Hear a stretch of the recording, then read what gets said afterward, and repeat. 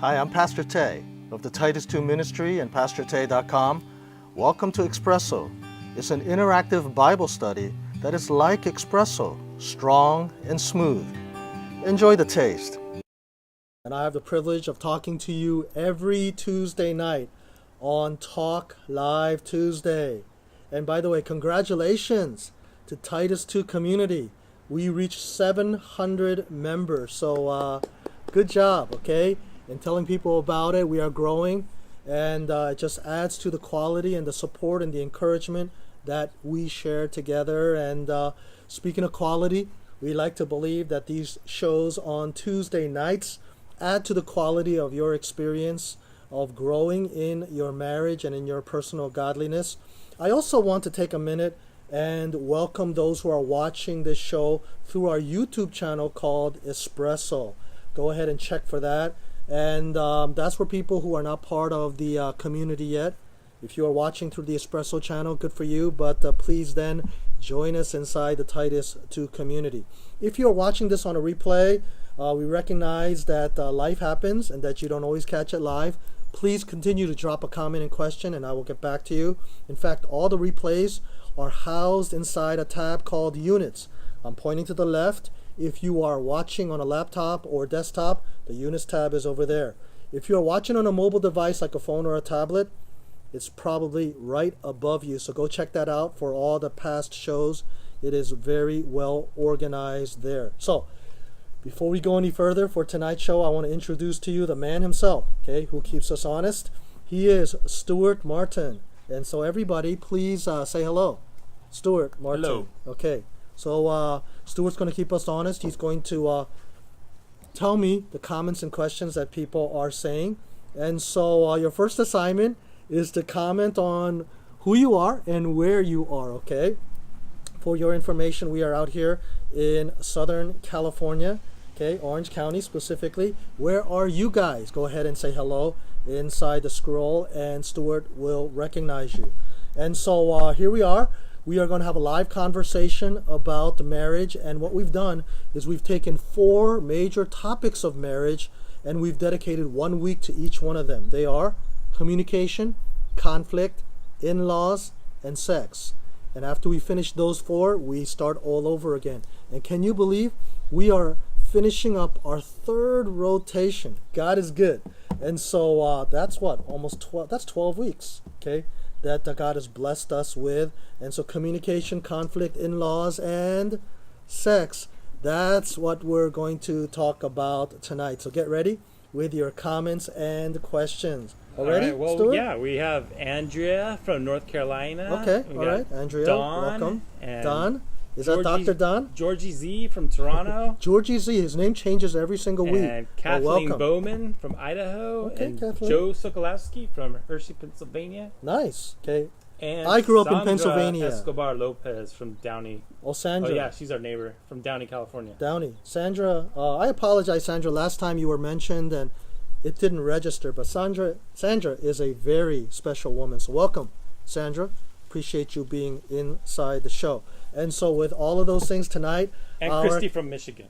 Christy from Michigan. I've been to Ann Arbor several times. What a wonderful place that is. Okay, so with all those things in mind, let's jump into our topic for tonight. We got a lot to cover.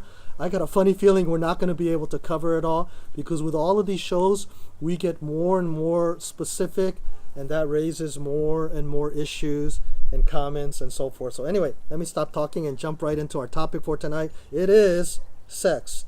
Okay, out of the 4-week rotation, we're on the final installment of that 4-week rotation on sex. Let me tell you, this is, and you know, is one of the most complicated and most awkward topics there is. And so with that, it's not going to be easy. And because it's awkward, the church has avoided this topic, and that has led to many marital problems and lots of complications. And so tonight, what we're going to have to do is take this big topic of sex, and we're going to have to break it down and focus on one specific topic, okay? And our focus topic for tonight is satisfaction, okay? Satisfaction. Listen, it's a familiar word, but it is not easy. In fact, it is very complicated. So I know even after tonight, you're going to say, well, what about this and what about that? Very, very complicated. But we're just going to have to plow through. I'm going to introduce the concept, and then I'm going to make some promises at the end that we're going to do some other shows, additional shows, to supplement this idea of satisfaction. But that's what we're talking about. Experts call it the satisfaction principle. It is not easy to talk about, boys and girls, but can we put the big question at the top? You know my style, right? We got one theme or one big question we're going to put at the top. Actually, I almost said Stuart put it in, but Dr. Don, are you there in the scroll? Okay, everybody say hello to Dr. Don. He is the man, more than qualified to teach himself. But tonight, he is going to man the scroll and put in the key concepts and questions. Could you put the big question of the night on the scroll there, please? It's called, or it said, are you satisfied sexually? Question mark. Okay, that's the question of the night. Some will say yes, others will say no. And so we're going to take that big question and we're going to ask 3 sub-questions. You know how I do things, right? Got the big question. We're going to ask 3 sub-questions to flesh it out. And with each one of them, answer yes or no, please. And tonight, yes is the correct answer. And if you get 3 yeses, okay, you enter Heather's territory, okay? The perfect score. And is she there tonight? I don't know. But Heather always does well on all of these shows. But you want to get 3 yeses, you want to get a perfect score, and all that means is that God is doing a good work in this particular area. Doesn't mean you're perfect, because every one of you, including me, okay, we are just dirty, rotten sinners, right? Saved by the grace of our Lord Jesus Christ. Amen? And so let's not forget that as we continue. And so without further ado, let's try to unpack the big question, are you satisfied sexually, with 3 sub-questions underneath. Stop me anytime, okay, with your comments or questions. Here's the first test question, yes or no. Okay, now it might take you a little bit of time to understand what I'm going to say, but let's take our timing. Put your thinking caps on. Here we go. Number 1, are you satisfied with God's plan? Are you satisfied with God's plan? Now, before you answer yes or no to this, I'm talking in the larger, big, theological sense that God had a plan. God had a design for sex, and are you okay with it? Are you satisfied with it? And I'm using the word satisfaction because you're supposed to look at it and say, okay, God, I agree with you. This is a good plan. I'm satisfied with it. Okay, yes or no? So God had a plan, and his plan was to give sex to you as a gift, a very special gift. Listen, you got a lot of gifts when you got married, right? But this is the best gift of all because it's not like that toaster. It's not like that whatever plate that you broke or the toaster that broke. Hey, this is a gift that doesn't break, or shouldn't, I should say. Oops, should never have said break. It probably can break. But the point is right now, introducing it in its purest form, it is a gift that keeps on giving. It is a gift that is really, really good. And so it's all about giving, okay? It's all about something you do for the other person. That should not sound like a surprise because in the units tab, underneath sex, the first show on it, we talked about how sex is for the other person. It's giving, okay? So not a new idea here. So spiritually speaking, theologically speaking, are you satisfied with God's plan that in the biggest picture, sex is about giving to your spouse? Are you satisfied with that? Okay?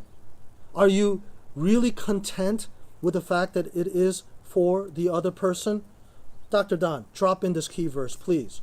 1 Corinthians chapter 7, verse 3. Again, it was in the first show that the husband should fulfill his marital duty to his wife, and likewise the wife to her husband. Again, not going to review all of that, but God's plan is for you to be fulfilled or to satisfy your spouse, okay? And so here's the point. With test question number 1, okay, answering the big question, are you satisfied sexually? That is, that are you satisfied with God's plan that it's not about your satisfaction? Did you catch that little twist? Okay? That the first question about satisfaction is not about your satisfaction. It's about the satisfaction of your spouse. Okay? Remember, sex is giving. And so can we turn it this way with this question? and Dr. Don, drop this in, please. Is your spouse satisfied with sex? When was the last time you thought about that? Okay? I know that the show was advertised, that it's about your satisfaction, and we're definitely going to get to that. Okay? We got to start with the biggest picture, the theological perspective that it's about your spouse's satisfaction. So can I ask it again? Are you satisfied, or is your spouse satisfied with sex? Think about her. Think about him. Is your spouse satisfied? Now, if you say yes, well then you should be satisfied with that. Okay? This might sound a little tricky here, but think through with me. If your spouse is satisfied, you should be satisfied that your spouse is satisfied. Okay? Let me give you this example. It's kind of like cooking dinner. Okay? Do you like to cook dinner? Okay? Tell me if you like to cook dinner. Drop that in the scroll. Okay? I love to cook dinner. And one of the things I like about it, or am satisfied, or the experience of satisfaction, is not just the cooking, not just the presentation, but the experience of my spouse enjoying the dinner. Okay? So if I watch my spouse and I see her really enjoying the dinner, that brings a tremendous satisfaction to me when I see her eating it, and she's happy with the food, she compliments it. You know what I'm talking about? And so it's kind of like that. So if you see that your spouse is satisfied, that should bring a certain sense of satisfaction and joy to you. You actually feel good about the fact that your spouse is satisfied. Why? Because you've given him, the gift of sex. A little bit of review. Back in unit 1, or the first show on sex, I gave the verse that it is more blessed to give than to receive. Acts chapter 20, verse 35. And so that's the idea, that you experience this sense of blessing or favor, or like it really sits well with you. You're satisfied. That it's all about giving. And so test question number 1, are you satisfied with God's plan, that He set it up that way? Okay? That it's about pleasing your spouse, satisfying your spouse. You okay with that? Okay? If you're okay and your spouse is satisfied, give yourself a high five, all right? That is a good thing, okay? But to the question, is your spouse satisfied with sex? And your answer is no. I mean, you really think about your spouse, okay? And you know that your spouse is dissatisfied, frustrated, angry, bitter. Now I'm going to use another word that definitely is real. Losing hope. There are a lot of people that if the sex experience falls apart, they lose hope. And so now you've gone from dissatisfaction to actually losing hope and even wanting to leave the marriage. Now, if you understand test question number 1, that it's about understanding and satisfying your spouse, are you aware of the level of satisfaction or dissatisfaction of your spouse? This is pretty serious stuff, okay? If you are aware of it, you know that your spouse is angry, bitter, dissatisfied, losing hope. If all of these things are going to happen or are happening right now, wow, you got some serious work to do. If you can't fix it, you have to look for a mentor. Talk to your pastor. Go find a counselor or whatever in that situation in order to deal with it. Why? Because sex in its most basic form is other-oriented. That's a phrase that I used in the first show on it. Sex is other-oriented. There's definitely benefits that come to you, but it is ultimately about the other person. So listen, let me cut to the chase and talk about an issue related to test question number 1. Again, unpacking the larger question of, are you satisfied sexually? Okay, are you satisfied with God's plan? If you are, if you say yes to this, then I'm going to say that if you have a low sex drive, or you're not even thinking about it, you're not even interested in sex, but the simple fact that your spouse is interested in sex, or wanting it, or having the urge for it, you know your spouse will benefit from it. You can actually have sex for the sake of the other person. You're not interested in it, and I'm saying that's fine, okay? You can do it for the sake of the other person. Again, some of that should sound like review, but I just wanted to play it out and apply it so that at the end of the day, it's about the gift that keeps on giving, right? Do you have that gift that keeps on giving? Are you satisfied with that plan? Are you satisfied with what God has laid out for you to do for your spouse? All right, let's keep on moving. Stop me anytime, Stuart, with your comments and questions. How's everything working in the scroll? You guys okay? Huh? No questions. No questions so far? It's running beautifully. Running beautifully. Does that mean you guys are high-fiving one another? You guys are giving thumbs up? Smiley faces? It's a jolly crowd. Hearts? Go ahead and give more of those things out and say hello to each other, okay? Because we are a community, right? So be nice to each other, all right? I'm just going to keep on going until you stop me. Let's take 10 seconds to review for station identification. We're going to say that the big question is, are you satisfied sexually? The first one was a little bit kind of, theological, and that is, are you satisfied with God's plan? But now let's get a little bit more specific with question number 2, and that is, are you satisfied with the relational experience? Are you satisfied with the relational aspect of sex? The relational experience, okay? Yes or no? Again, if you need for me to elaborate, listen before you answer yes or no. I'm talking about how sex is a relationship or an experience between two people, therefore a relational experience. In fact, can I go a little further and say that God designed sex to be a unifying experience, okay, between two people? Here's what I'm talking about. Here's a typical scenario, okay, and that is all day long, okay, you are separate from one another. You're busy with other things in your life, okay, school, work, church, community obligations, and of course, if you're a young family, children and all their activities, and then what, cooking, cleaning, laundry, other, vacuuming. I mean, it just never ends, right? And so all day long, you're busy with work and house chores and things like that. And so you guys are apart from one another. You're distant from one another, physically and emotionally. There's that saying that, absence makes the heart grow fonder. And I'm thinking, maybe, but not always.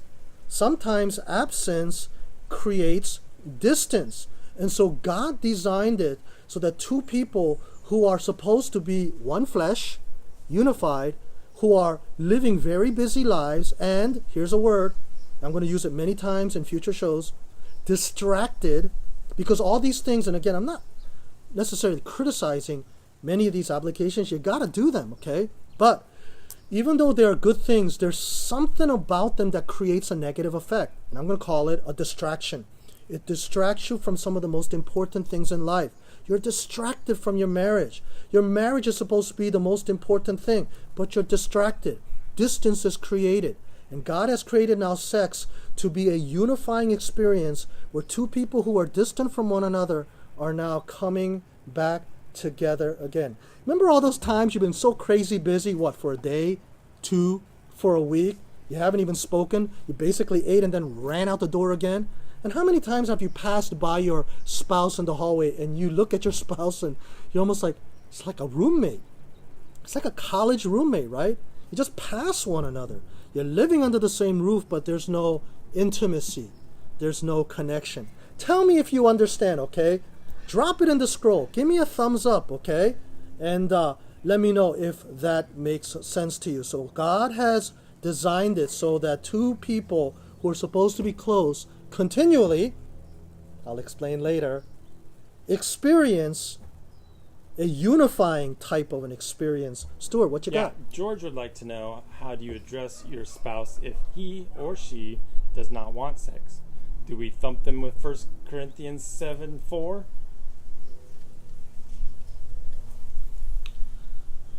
I mean, there's no one right way, George, to talk to your spouse about anything.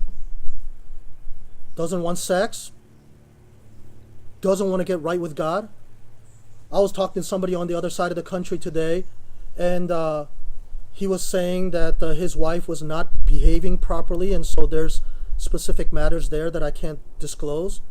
I mean, there's no one right way to do it. It involves so many things. And that's why we have this 4-week rotation, because it involves communication stuff. And remember the previous shows in the units about reading the situation, finding the right words, creating the right opportunity. So for example, I'm having several counseling cases where we're strategizing about how to approach the spouse, to motivate the spouse. I mean, there's no one right way to do it.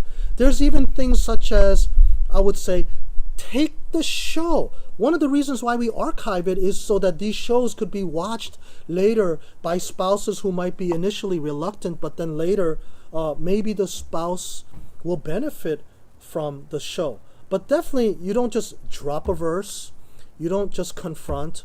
There will be times of confrontation. There'll be times of strong confrontation. There'll also be times of loving confrontation. There'll also be times of exposing sin. There'll be times of waiting for the opportunity. I mean, oh my goodness, the list is so long. And so when you say how, I mean, there's so many. But I'm not trying to avoid the answer, George. I think we definitely need to do a show on how to have sex when people are reluctant, when people are angry with you. We got to have shows about things like that. And so again, that's why we have to keep doing these shows, right? Talk Live Tuesday never ends, all right? And so we're going to have future shows on that. And so, George, why don't you drop a reminder in the comments? And other people, why don't you guys put in comments about what kind of shows you would like? Because we definitely need to do a show about how a partner maybe is reluctant, unwilling to have sex. But we got to move on. Right now, again, hey, this is only our third installment on sex. And so obviously we're still just laying groundwork, still laying down principles, introducing concepts. And I know you guys are always 10 steps ahead saying, what about this? What about that? But let me keep laying it out and keep saying we're going to get there. We're going to get there, okay? And so laying out this principle that is supposed to be a unifying experience. And so to the reluctant person, I'm going to say test question number 1. Remember, do you understand even God's plan that it's about giving? And so to the person who doesn't have a drive, who doesn't have, a willingness, got to check herself. Check himself in the light of test question number 1. Do you understand? Do you accept that it's more blessed to give than to receive? Okay? But I have to keep on going here. We're on test question number 2 about how it's supposed to be a unifying experience. I know it sounds, kind of ideal, but we got to lay down God's pure design, right? In fact, I'm going to use the word know. Dr. Don, would you drop that in, please? Not N-O, but K-N-O-W. Know. That the Bible actually uses that word to express the highest form of this relational experience. Remember, are you satisfied, number 2, with the relational experience? I'm talking about this knowing, this highest form of knowing, this unifying experience of coming together. Your neighbor doesn't know. Other people doesn't know. 2 people coming together and knowing each other in the most intimate way. And that's why it says here in Genesis chapter 4, verse 1, that Adam knew his wife. It's talking about the sexual experience, but uses the word know, K-N-O-W, to talk about this deep, rich, spiritual, emotional experience of having unity, a relational kind of experience. So it's not just a euphemism there in Genesis 4. It's actually expressing a very high form of having sex. And so with that, can I get a little more specific here? And let me get some reaction from you guys, okay? Are you really listening? Or are you guys just having your own little party in there? Talk to me, all right? Let me know what you guys are thinking here. I'm going to say in the light of test question number 2, this relational experience, I'm going to say that women, okay, I'm going to give you a brownie point here, ladies. Women understand this better, okay, than men. Because women, generally speaking, not every woman in the world, okay, woman in the world, I'm saying generally speaking, women understand the relational experience better than men. And that's why for them, generally, they crave a different type of sexual experience. Something that is, again, more relational. Something that's a little slower. Something that's a little more emotional. Okay, a little more sensual. A little more cuddly. Okay, all of those things. Whereas guys, guys are a little more like cavemen, right? A little more primitive, and sometimes they're a little quick, a little physical, a little aggressive, and Sometimes there's a clash there. But again, I'm going to say women understand the relational aspects much better than men. Do you know why? Okay? Is because women just in every way they process everything about, the partner and life and everything, and now in a good way are able to bring that to the table and have a much more holistic experience. Okay? So women, I give you 1 brownie point. Okay? Now, I'm going to take that 1 brownie point back. Okay? All right? I gave it to you, I'm taking it back. Because let me say one word of criticism here. And that is oftentimes when things are not right, when things are not going well in the marriage, women will often withhold sex. So on the one hand, women are so sensitive to the relational experience. But if the relationship isn't going well, they shut off the sex. And this becomes a very big problem. Now, what is going on here? Again, women tend to look at life. Again, I'm going to talk about this when we get to communication, the gender difference, that women tend to process life as everything being interconnected together. And so everything that happened throughout the day, okay? Ladies, tell me if I'm right. I know I'm right, okay? But tell me if I'm right inside the scroll. That what the guy says, what he does, his tone of voice, right? All of these things, if he's been a turkey all day long, okay, at night, you are not going to be in the mood. You're going to put on your ugliest flannel PJs and you're just going to have the worst headache and you're going to turn around and not even look at him and just go to bed. And so oftentimes women have a very hard time having sex when the relationship is not right. Okay. I'm not trying to make light of this. This is actually a very serious problem.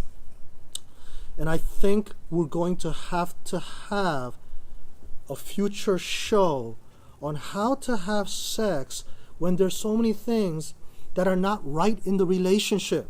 If there's been painful memories, things that have happened, or the guy has been a turkey all day long, how are you supposed to have sex? Not easy. And so I just want to say that is hard to do. Whereas the guy, he's always ready to have sex, right? So he could be a turkey all day long, say all the wrong things, do all the wrong things, right? Terrible tone of voice, but talk to me, everyone. Let me know what you think. The guy's like that, and then all of a sudden he's turned on and ready to go at night, right? And the woman looks at him like, but you've been a turkey all day long, okay? What do you mean you want to have sex? But guy can't process this. Now, let me explain to you why the guy is like this. And again, I'm not complimenting the guy here. I actually think it's a problem. Why does the man have trouble kind of do the relational experience? Because he's just ready to go, whether he's been bad all day or not, okay? Why does the man have trouble with the relational experience? Well, there's 2 reasons, and I'm just going to say it and we got to move on. The first is because the man doesn't see the world as interconnected. He's got his job, and that's in a neat little box. He's got his church, that's in a box. He's got his family, he's got whatever. Everything's in a nice, neat little box. He's more compartmentalized, separate boxes. And so he could be bad all day long, but that's the morning box. At night, he is ready to go. Why? Because it's a brand new box that he just opened. And so again, I am not defending that. I'm just saying that the man is wired differently. And so all of these things are factors that play into it. Now, another reason why the man has trouble with relational things, and that is because the man is often focused on personal, physical needs. And because he's often focused on that, sometimes he's just focused on just trying to get some sex. You know that language, going to get some, or get lucky. So it's the idea that he's just trying to get sex. And so with all of those things happening, okay, it really is unfortunate that guys are oftentimes unable to really understand the importance of the relational experience. So women have their problems in that if, there's a relationship problem, they're shutting it down. There's a man, he's got problems because he doesn't even understand it. And so test question number 2, are you satisfied with the relational experience? That's what God wants, the unifying experience. But you see how complicated it is? We're going to have future shows to unpack all this. But for right now, we're just laying down the foundation. And so with that question in all its purity, are you satisfied with the relational experience? Yes or no? Okay? Answer the question. All right. And so with that in mind, we got to move on. I had some other stuff there, Dr. Don. I'm not going to cover some of those things that I emailed to you, but we got to get to the third point. Time is already up, okay? And so the third test question, okay, before I give it to you, let's review. The big question is, are you satisfied sexually? Going over 3 sub-questions to unpack it. The first one was, are you satisfied with God's plan? Then, are you satisfied with the relational experience? Now, are you satisfied with the physical experience? Here we are. To the question that you're probably expecting, right? When we advertised this show as with the question, are you satisfied? I'm sure you were thinking about number 3, the physical experience, and understandably so, because sex is definitely a physical experience, because it's 2 bodies touching, right? It's physical. And with 2 bodies touching, there's all kinds of physical reactions to that, right? Some of that is very powerful. Some of that's very intense. Some of that, sometimes it involves orgasms. And so with all of these things, it can be very intensely pleasurable, but it can be very complicated as well. It can be uncomfortable. It can be painful. Ladies, the time of the month, right? Or, with all due respects to mothers who are nursing their babies, the breasts get sensitive. Okay, did I just say breasts? Okay. I'm going to talk about, Stuart's eyes just got really big, okay? Breasts get sensitive, okay? And they don't want to be touched. They're swollen with milk. And so with all of these things, these become sensitive factors. The experience is not as pleasurable. By the way, I'm going to talk about breasts again in a future show because the Bible talks about it in terms of satisfaction, okay? I'll save that for another show. But right now I'm just talking about all of these different things at the time of the month, whether you are breastfeeding, whether it's a painful experience because fibroids are growing inside you for the ladies. Also, I'm going to say the lack of sex, the irregularity, all of these things contribute where after a while it's just not even fun. It's uncomfortable. And so with all of these things going on, much more complicated than you initially thought, right? It's not as simple as 2 bodies touching each other and then all of a sudden fireworks and you guys having a great time. Sometimes there's discomfort and pain, and sometimes it's very, very uncomfortable. But having said that, I'm going to try to keep it simple because, again, we're still laying down the foundation. I'm going to give you 3 sub-points underneath test question number 3. 3 sub-points that just kind of make a statement about physical pleasure or physical satisfaction. You guys ready? Okay. On test question number 3. Let me just rapid fire 3 questions about physical satisfaction. Number 1, physical satisfaction should be fulfilled. Okay. It should be fulfilled. Again, as a review, 1 Corinthians chapter 7, verse 3, the husband should fulfill, and the wife should fulfill as well. This fulfillment involves satisfaction. And so simply put, that physical satisfaction should be fulfilled. Hey, can I tell you an interesting story real quick? Many years ago, I did a workshop on sex, and during the Q&A time, a question was raised by a couple who was having some problems during sex. Okay, so they're having sex, and then one person was satisfied early, and the other person was not. And so the question was raised, and Dr. Don, could you put the question in the scroll, please? When do you stop having sex? I thought that was a very interesting question. When do you stop having sex? Because in the course of having sex, one person was satisfied, and in this case it was the woman, which is very surprising. Usually the man is satisfied first. But anyway, in this case, she was satisfied, and then I guess it just sort of stopped. But he wasn't satisfied, so he was very, very frustrated by it. And so the question was raised, when do you stop having sex? How would you answer the question? Here's how I answered it. I said, keep going until you're satisfied. That's the answer. Okay, so she was satisfied first, and I guess everything just sort of stopped. But hey, he's frustrated and he wants more satisfaction, so keep going. Okay? I mean, I guess does the question come from some sort of Hollywood concept or expectation that everything has to work together, be synchronized together, like synchronized swimming, like everything has to be just perfect, everybody's moving this way, everybody's moving that way, everybody's swimming that way. It's not like that. It's not synchronized swimming. One person will be finished first, satisfied first. Another person might still need to have more of an experience. And I'm just saying, keep going. Why? Because remember the first show? It's about the other person. It's about giving. And so it's the gift that keeps on giving, right? You can keep on going even though you yourself are satisfied. Focus on the needs of the other person. Make sense? Give me a thumbs up if you understand what I'm talking about. That was point number 1 underneath physical satisfaction. Here's point number 2. Physical satisfaction does not have to be fulfilled. That's the opposite of what I just said, right? Number 1 was that it should be fulfilled. Now I'm saying the opposite. Does not have to be fulfilled. Okay? That shouldn't surprise you. Okay? Even though generally speaking, physical needs should be satisfied, remember, sex is for the other person. So if you're not in the mood, if you don't have any desire to be satisfied, I mean, no interest whatsoever. And so, George, are you still there? I guess I'm kind of laying out some hard lines here. I'm going to say that the person who is not interested, not in the mood, okay, doesn't matter.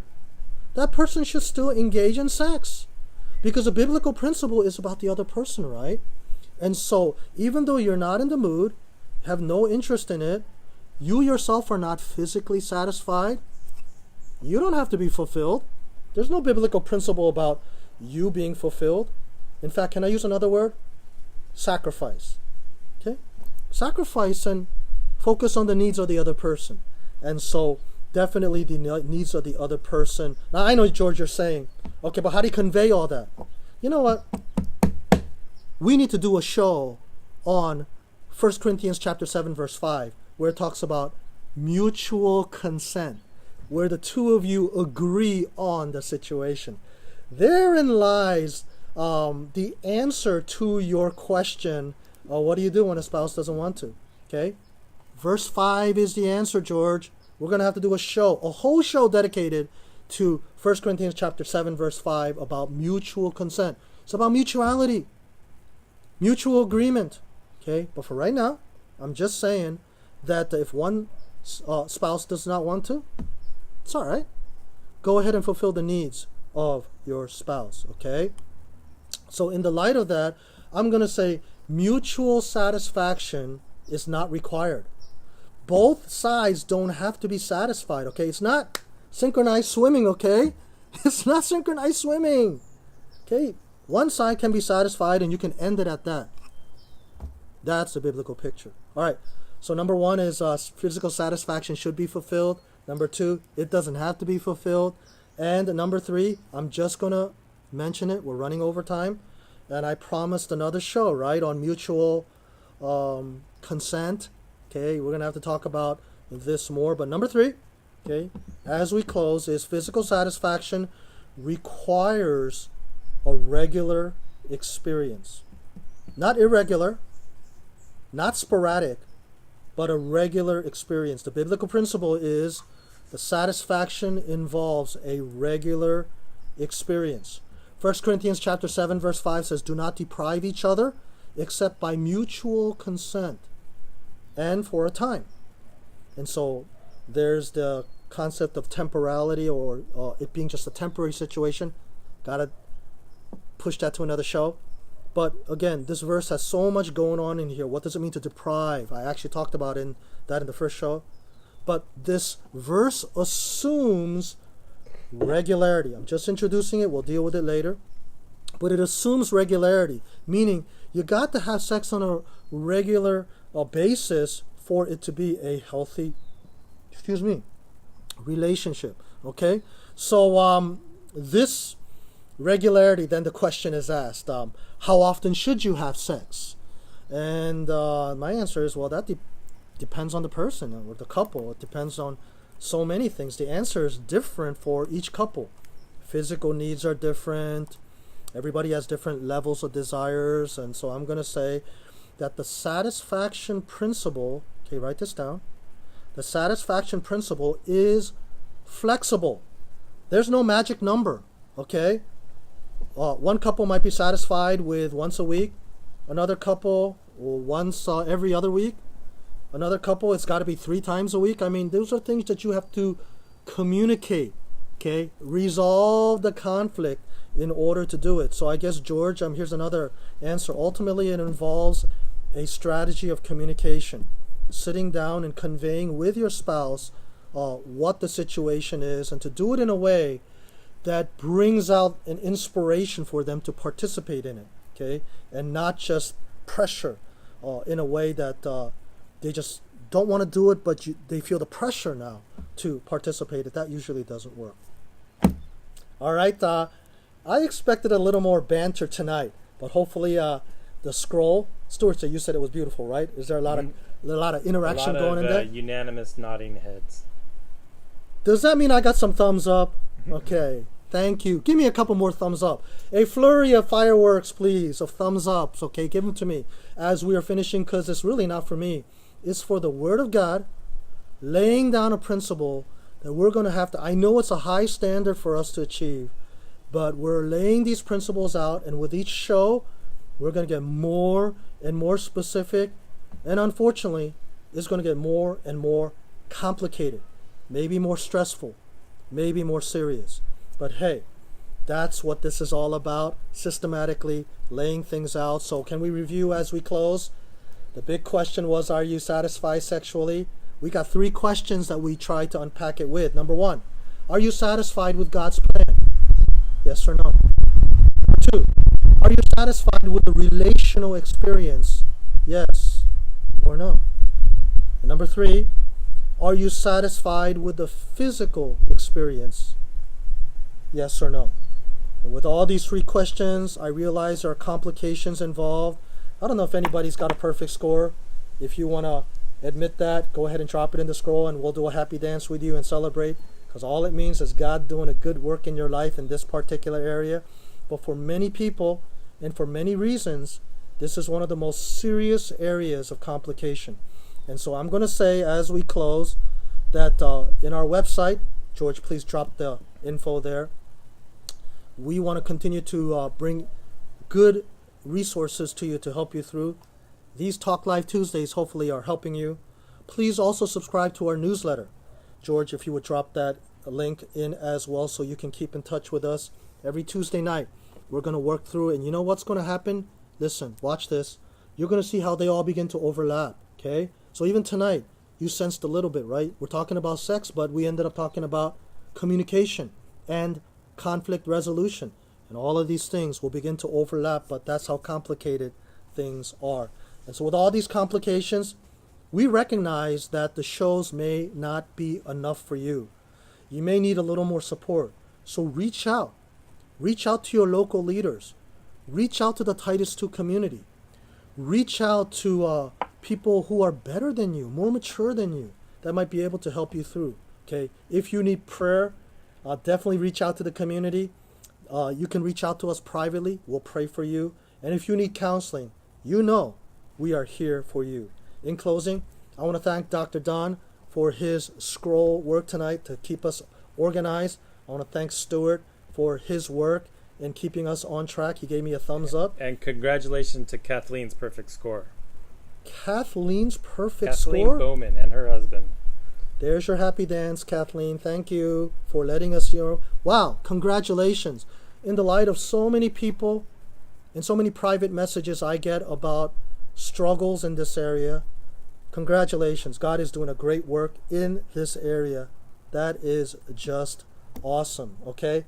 Great, Kathleen. And so we're going to sign off here by thanking Dr. Don Stewart and George, who is the director of the Titus 2 community, hey, say something nice about him, because you know he works overtime to keep the community fresh and interacting with one another and supporting. We are a well-behaved community, and I am very, very proud of the way that you guys edify one another and spur one another towards faithfulness. And so with all of that, I'll see you guys next week. Thanks for joining us for a devotional drink today. If you love Espresso, click here to subscribe so you know when the next one is ready to enjoy. Visit our website for resources for every chapter of your life. And if you're thirsty for more, click here. See you next time. May God bless your day.